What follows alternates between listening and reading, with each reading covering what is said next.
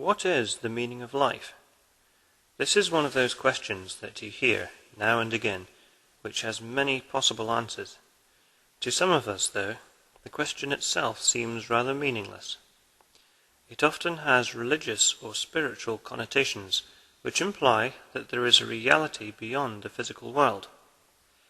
If this is so, then you would expect to find some coherent evidence for this, some repeatable experiment which could confirm the existence of something we couldn't normally see or experience.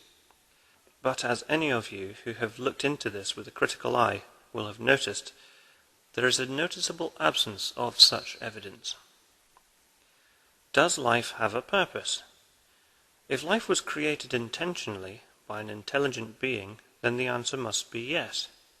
But that raises a further question.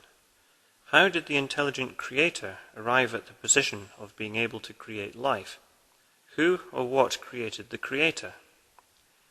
This brings us to the infinite regress argument, or the nonsensical assertion that the creator was always there, existing infinitely far back in time.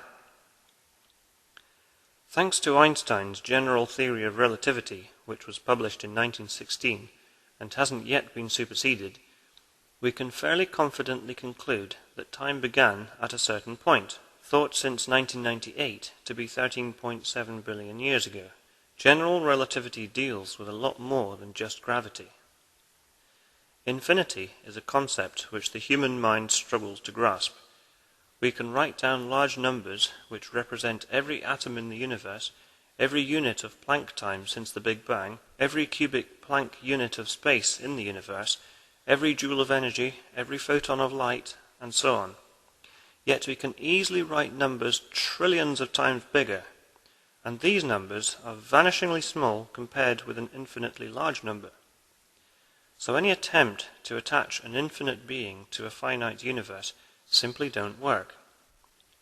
If you then say, well, God works in mysterious ways, or just God did it, then it sounds like a bit of a cop-out.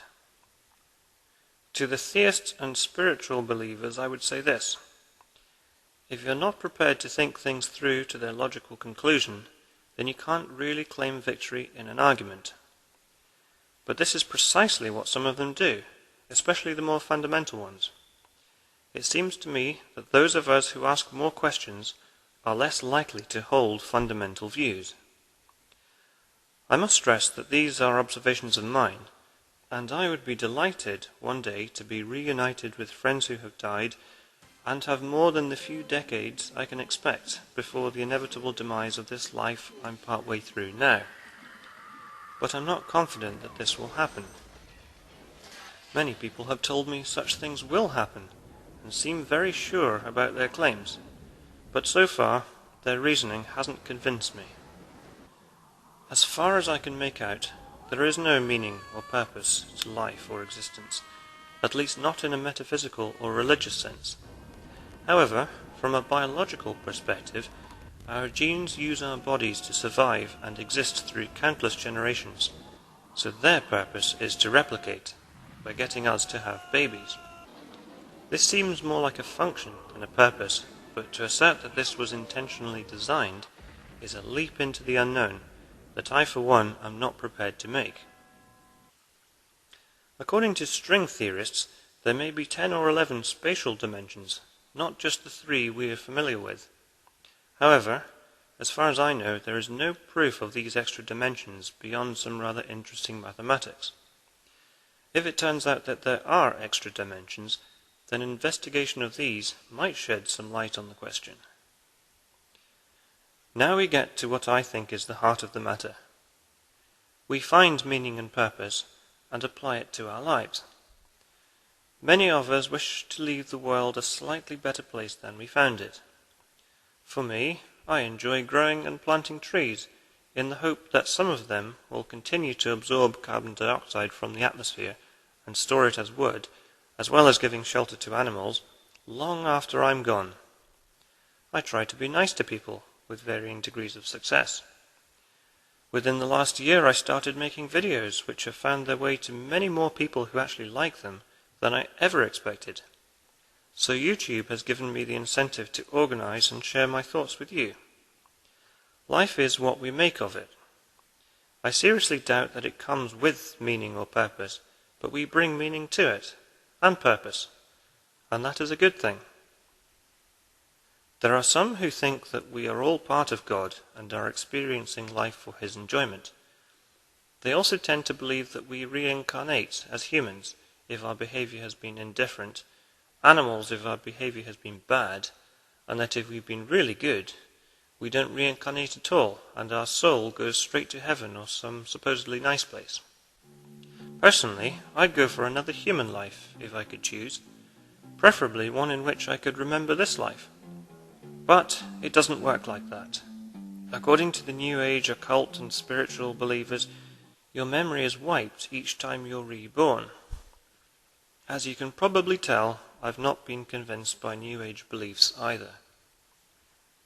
If we focus on what we do know and recognize that the Earth is like an oasis of life, that we're almost certainly not going to find multicellular life within at least 4.2 light years in any direction, and probably a lot more, we begin to realize how rare and how precious life is. Carl Sagan likened the Earth to a pale blue dot in a vast cosmic ocean. So in terms of what we do know, we are incredibly special, incredibly lucky to be here at all. Of all the millions of sperm released on one of many occasions, one in particular connected with a particular egg inside your mother, which became you, and now you have the ability to comprehend what you are, how unlikely you are, and in that sense, you are a tiny piece of the vast universe which is able to see itself and understand more than any previous generation in human history. That's not to say we are the wisest humans ever to have lived, but we're certainly the most knowledgeable. So you see, there probably is no meaning or purpose to life imposed from outside or on high. But we have meaning and purpose because we choose to lead meaningful and purposeful lives. That's what I think about the meaning of life. But hey, don't take my word for it. Take it away, Eric the orchestra leader. I want two, three, four. Why are we here? What's life all about? Is God really real? Or is there some doubt? Well, tonight we're going to sort it all out. For tonight, it's the meaning of life. What's the point of all these hoax? Is it the chicken and the egg time? Are we just yolks? Perhaps we're just one of God's little jokes. We're so say the meaning of life. Is life just a game where we make up the rules while we're searching for something to say? Or are we just simply spiraling coils of self-replicating DNA? In this life, what is our fate? Is there heaven and hell? Do we reincarnate? Is mankind evolving? Or is it too late? Well, tonight, here's the meaning of life. For millions, this life is a sad veil of tears, sitting around with nothing to say. While the scientists say we're just simply spiraling coils of self-replicating DNA. So just why are we here? And just what do we fear?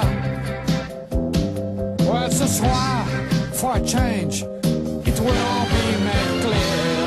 For this is the meaning of life. C'est la sens de la vie, de laisser